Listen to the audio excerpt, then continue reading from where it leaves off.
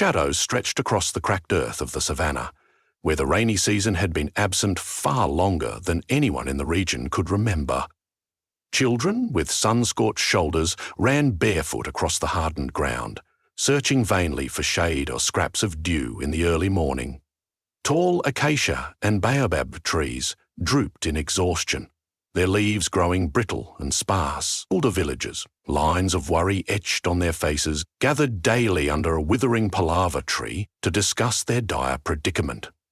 Everyone knew that if the rains did not come soon, the crops would wither completely, and thirst would threaten lives across the land. In these desperate times, people whispered about a legend as old as the tree roots, tales of a masked sage with the power to capture storms and seal them inside special clay jars. Some called him a conjurer, others dubbed him a guardian. For years the stories circulated in hushed tones, shared between travelling storytellers and hopeful villagers. Most considered the tale little more than an old fable, although a glimmer of possibility lingered in every telling. Now, with the land on the brink of ruin, folk began to cling tightly to those whispers of the sage, mightier than any ordinary rainmaker. Saliu was a teenage boy who had grown up in these sun-baked fields. His father, Khalifah, once told him stories of the masked sage late at night, suggesting that perhaps one day such power would be needed again. But those nights had seemed magical and distant. As Saliu gazed across the dusty horizon where nothing but haze shimmered, any sense of magic felt impossible. He strapped a makeshift waterskin around his shoulders and trudged onward, determined to reach the far side of the savannah. Rumours claimed that the elusive sage wandered there, hidden by low-lying hills blanketed with tall grass that had turned pale under the unrelenting sun. For days, Saliu pressed on, skirting dried-out watering holes that had once been rivers. He felt hopelessness claw at him each evening as he and his donkey found no relief from the heat. At dawn, he resumed his journey. Loose pebbles crunched underfoot, and the donkey snorted, pressing forward dutifully despite parched throats. Saliu could not remember the last time the donkey drank well. Still, the faithful companion had not abandoned him. They trudged up rocky slopes and slipped quietly down sandy trails, both uncertain of what they might find. Late one afternoon, while following a faint path at the edge of a thorny thicket, Saliu glimpsed a figure in the distance. Draped in robes of rich burgundy and dusty brown, the stranger stood atop a boulder, arms raised toward the heavens. Curiosity quickened Saliu's pace. As he came nearer, he saw the stranger's face, obscured by a wooden mask carved with swirling patterns reminiscent of coiling clouds. Metallic bits in the corners of the mask glinted in the sunlight, reflecting a shimmer like distant lightning. The masked figure turned slowly, noticing the intruder. The donkey brayed in caution, but Saliu steadied the creature by pressing a hand to its neck. He took a few small steps forward, calling out gently, "Please? I mean no harm." To Saliu's surprise, the figure smiled. He could not see the lips themselves, but the slight tilt of the head and the warmth in the voice indicated kindness. The masked voice spoke in a tone surprisingly youthful. "What is it you seek in this place, wandering boy?" "My village. We've gone so long without rain," Saliu began, nearly choking on the dryness in his throat. "Our elders say we will all perish if the clouds do not bless us soon. We've heard stories of someone who could call storms, who could capture them. He trailed off, unsure how to phrase his desperate hope. "You seek the Stormcatcher," the masked figure said, not boasting but acknowledging a simple truth. "One with the power to summon storms at will." Saliu nodded vigorously. "Is it true? Do you hold such power?" In reply, the figure reached to a pouch strapped across the chest, removing a small, earthen jar. Its clay surface was etched with ornate patterns, similar to those on the mask. A hush seemed to fall on the world. No breeze stirred, and even the donkey fell silent. Then, with calm deliberation, the figure closed one hand around the jar's lid. As it began to twist open, a faint rumble, like the distant roar of thunder, echoed. Saliu's eyes widened in awe. Lightning flickered within the jar's mouth, though no lightning flashed in the skies overhead. Another moment passed, and the sage sealed the jar again, tucking it away. "Yes, I am he whom you seek," the masked sage said. "I see your sincerity and your hope. I have captured storms from the spirit realm, containing them so that they may be used when needed most." Selyu was speechless for a moment, before tears pricked at the corners of his eyes. This was more than myth. This was real. "Please," he finally managed. "Help my village. The crops are dying, the wells are empty, and young children cry for water."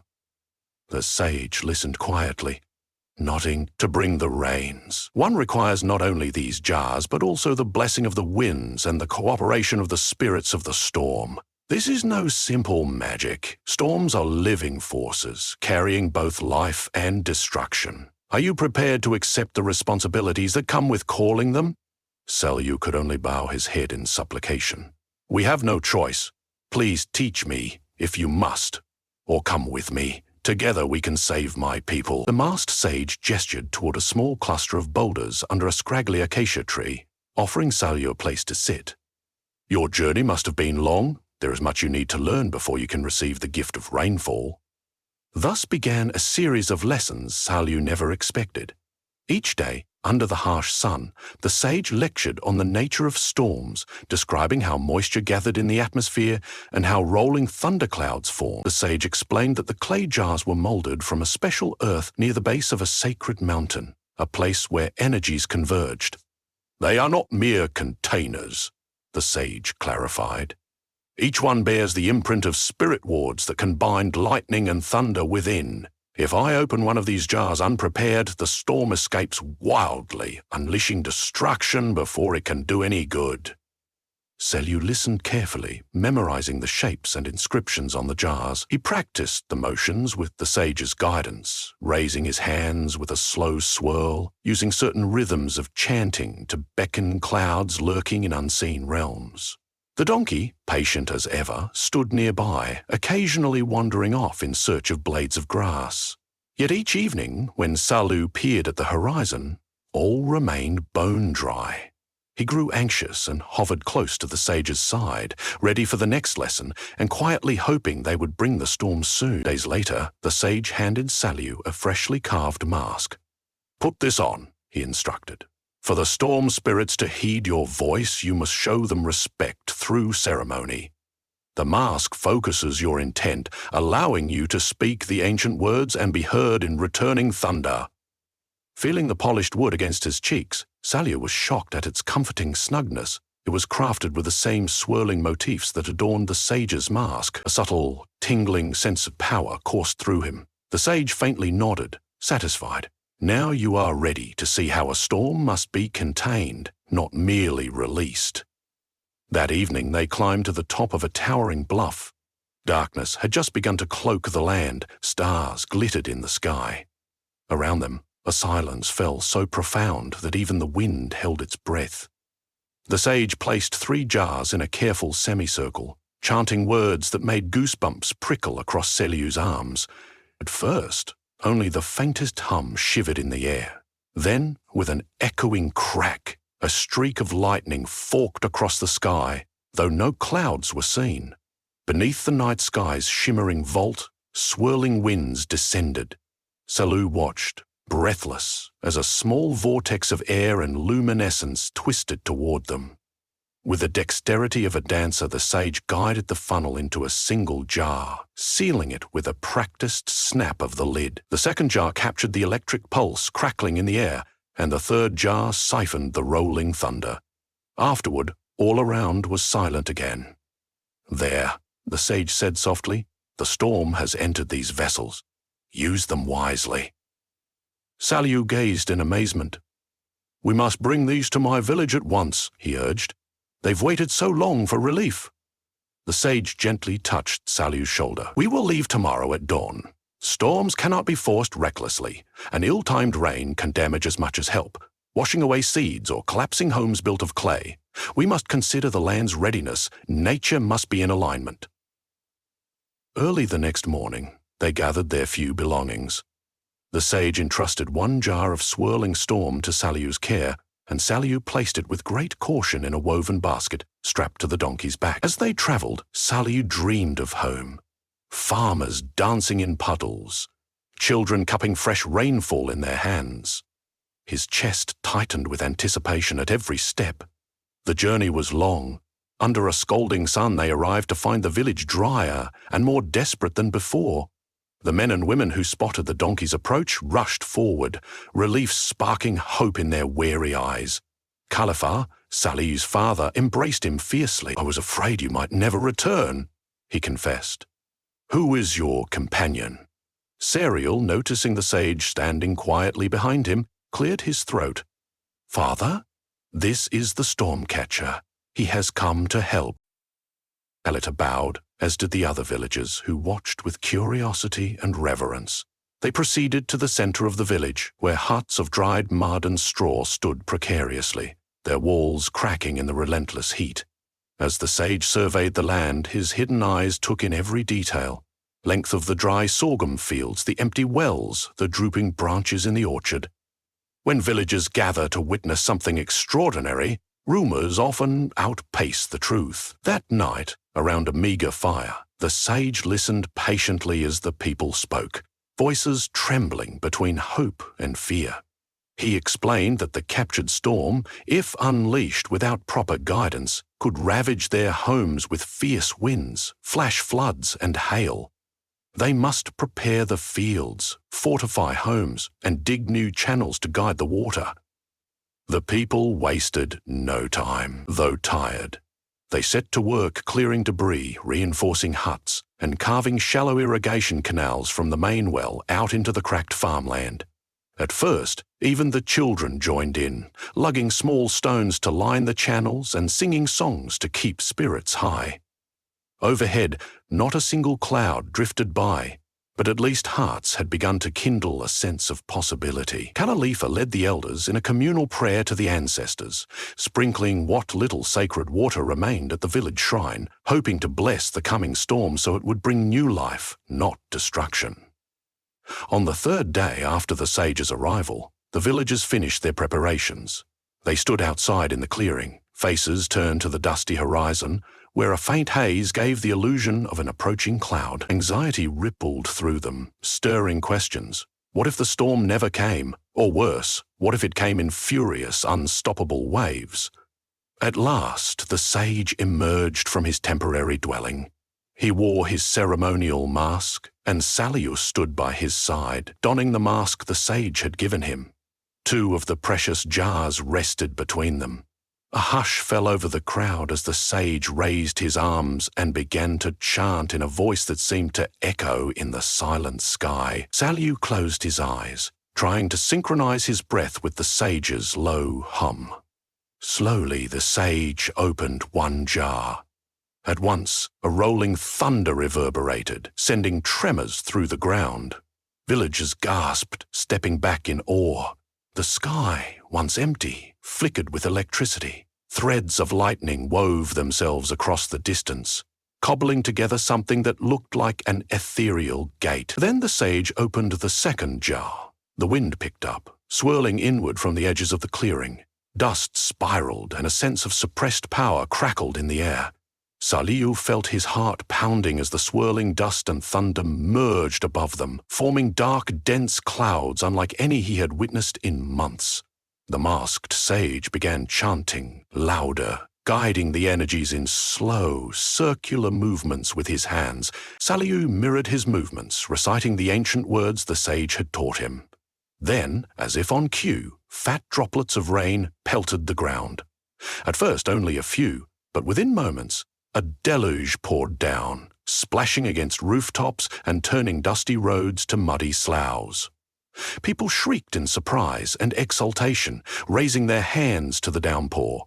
Some knelt, letting the water run over their faces and into parched mouths. Laughter melded with tears of gratitude. The donkey brayed excitedly, pawing at the wet earth.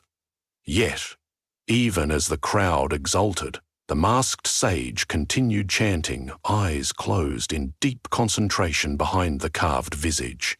Saliu noticed something strange. The rainfall grew heavier. Thunder rolled overhead, startling children. Lightning flashed so bright it cast momentary shadows across the village. The storm was escalating quickly, wind beating relentlessly against the straw roofs. A hut collapsed in the distance, its dried mud walls dissolving into the rising water. Fear crept into the villagers. Some begged for the sage to stop the storm, but he continued, brow furrowed with focus behind the mask. Realizing the danger, Salu joined him, chanting the words that bound the storm. They had unleashed the energy, but now had to rein it back in, or risk catastrophe. Focus on containment, the sage said in a firm, calm voice. Raindrops hammered them, soaking through clothes. We must coax the storm's heart into the jar without extinguishing the water's blessing. Salu took a steadying breath, remembering the lessons. The storm is a living force. You must guide it with respect. He lifted the jar assigned to him, chanting the words of binding. Above them, the churning sky flickered. Slowly, the fury of the wind began to subside. Lightning strikes grew less frequent. The water still fell, but not in destructive sheets.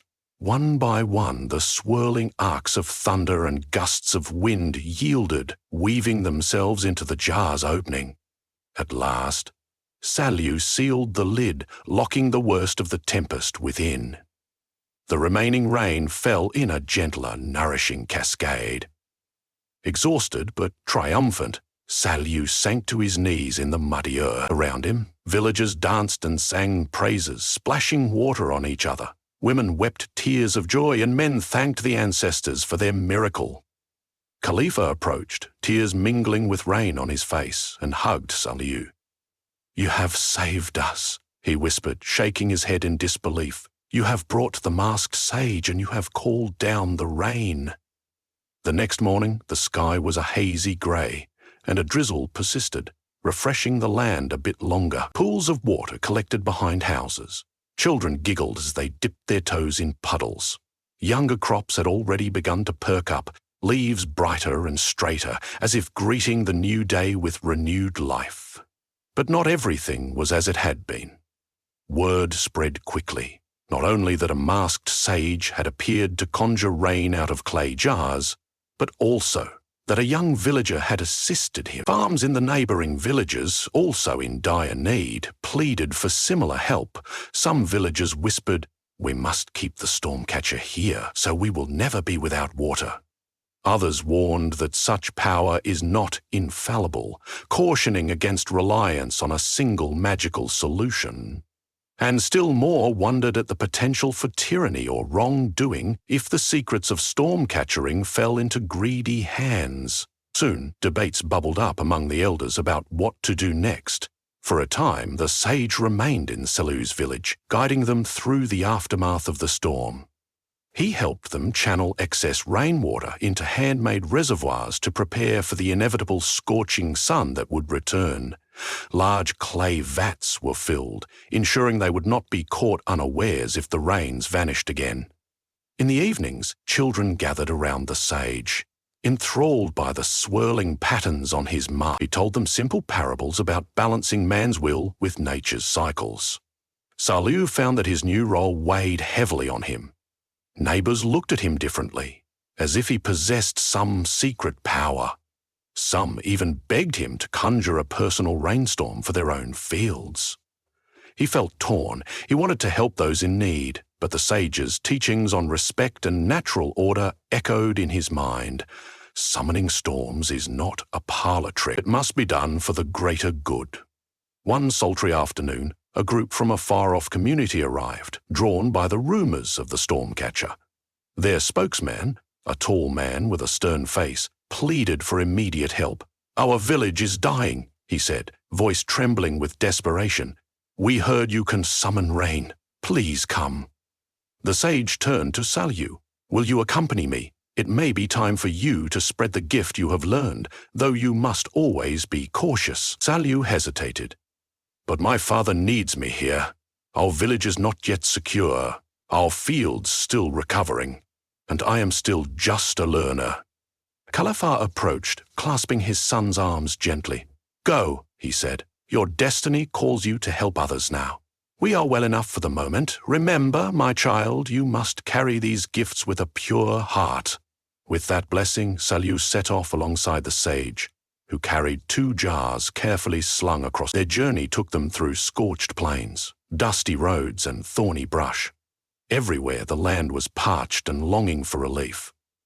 As they passed villages who recognized the masked sage, they bowed or kneeled, eyes brimming with expectation. At the new village, the situation was indeed dire. Livestock, reared by bony herdsmen, had died of thirst, and the last green patches had shriveled. Saliu instantly recalled the heartbreak of his home before the rain. Standing at the village center with the sage, he saw exhausted men and women, hollow cheeks and cracked lips, all silently pleading for a miracle. But as they prepared to perform the storm-summoning ritual, a small group of suspicious onlookers formed. One older man stepped forward, snarling, "What if this masked man is a demon? How can we be sure he won't bring a flood to purify us all?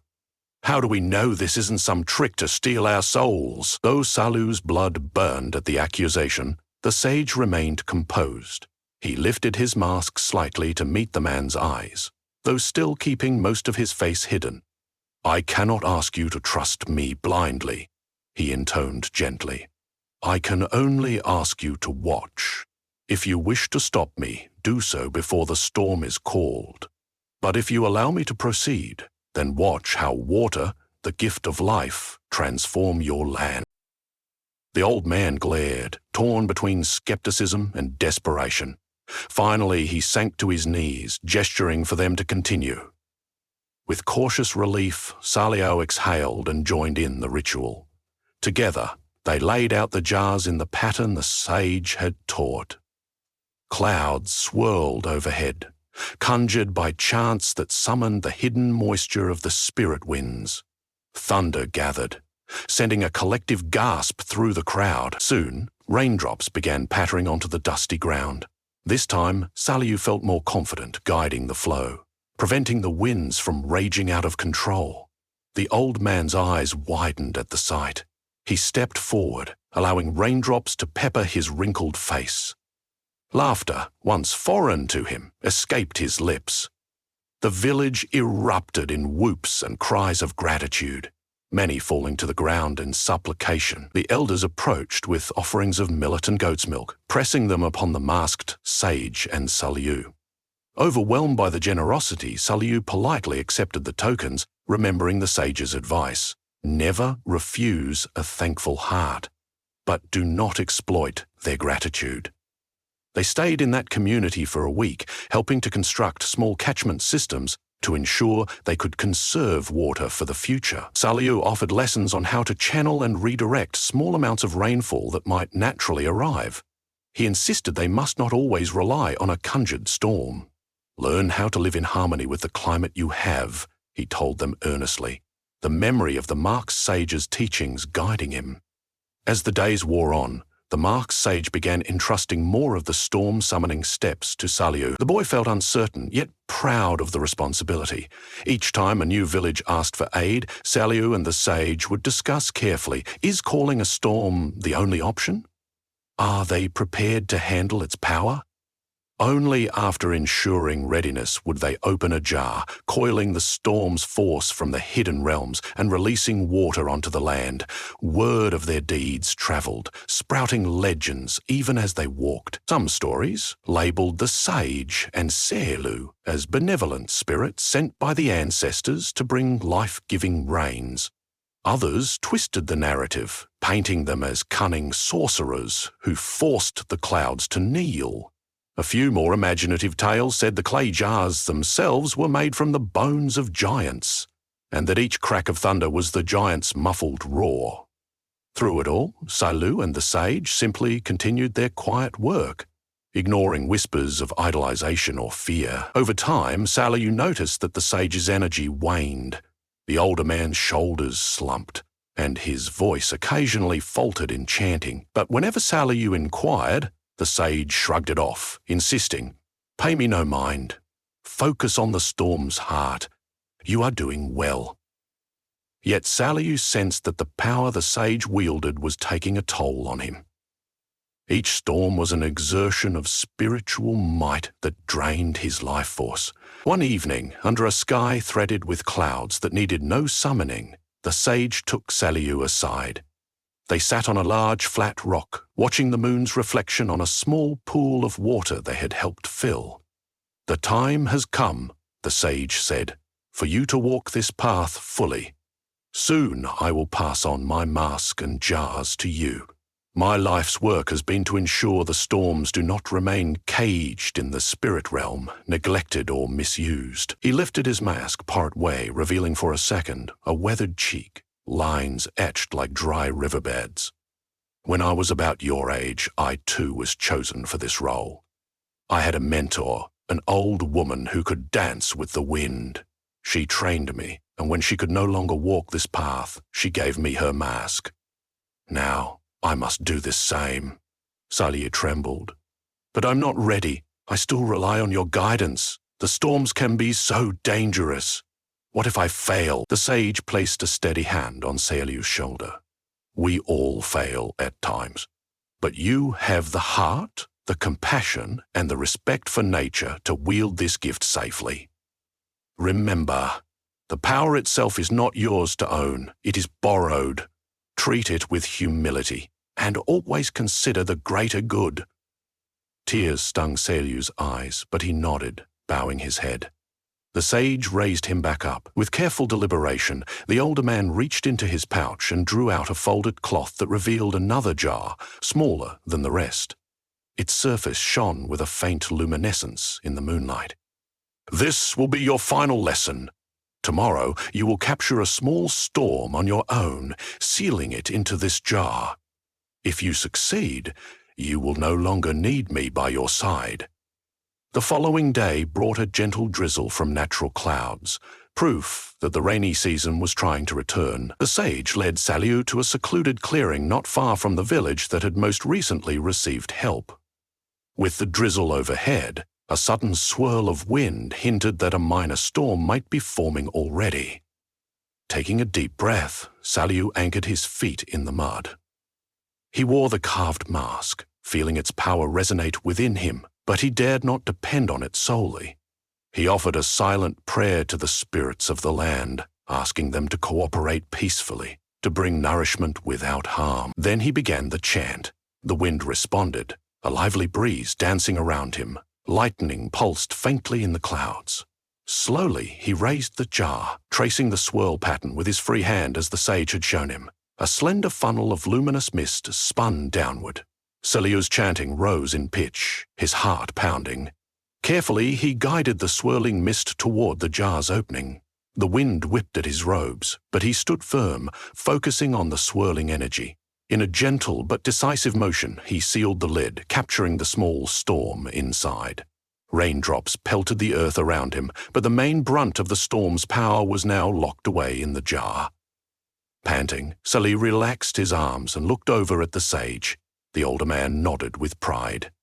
"Well done."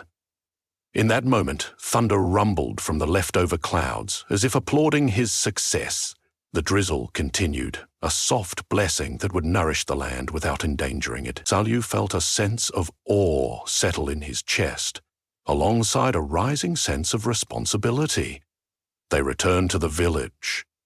The sage gathered everyone together and, in front of them all, removed his own time-worn mask. Gasps sounded.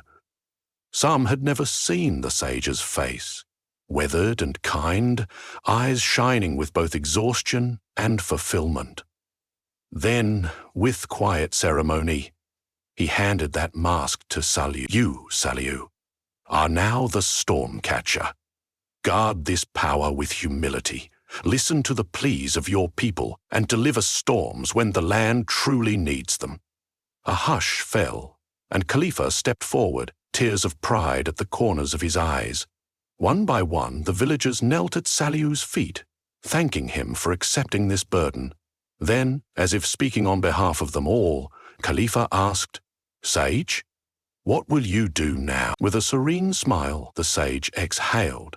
"I will walk away from the storms and return to the quiet, Perhaps the ancestors will guide my path, or perhaps I will rest in the realm between. My purpose here is served." He reached out, clasping Selyu's hand. "Your journey is just beginning." In the days that followed, Selyu fully assumed the mantle passed down through generations. He travelled from village to village, accompanied by the donkey he had relied upon since leaving home, and occasionally by grateful volunteers who believed in the cause. Whenever a region suffered relentless drought, he would evaluate their readiness, build water storage with them, teach them to respect the rhythms of the earth, and only then release a captured storm from his clay jars. The masked visage he wore, now a symbol of hope, also reminded him of his teacher's humble warning, never to unleash storms frivolously. Over time, the land began to heal, aided by both nature's returning cycles and the gentle interventions of the new Stormcatcher. Although many a scorching day still parched the savannah, the people no longer lived in constant terror. They had learned resilience, cooperation, and a new measure of faith in one another. Each evening, when Salya removed the mask to sleep under the stars, he remembered that first encounter with the sage.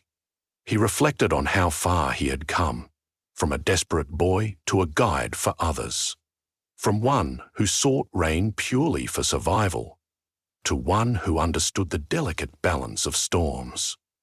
And in the rustle of the night wind, he could almost hear his teacher's voice, reminding him to treat each jar with reverence, each new storm with respect. As the moon traced its arcs across the sky, as rivers trickled back to life, and as villages thrived in a cautious yet hopeful peace, the memory of the masked sage lived on.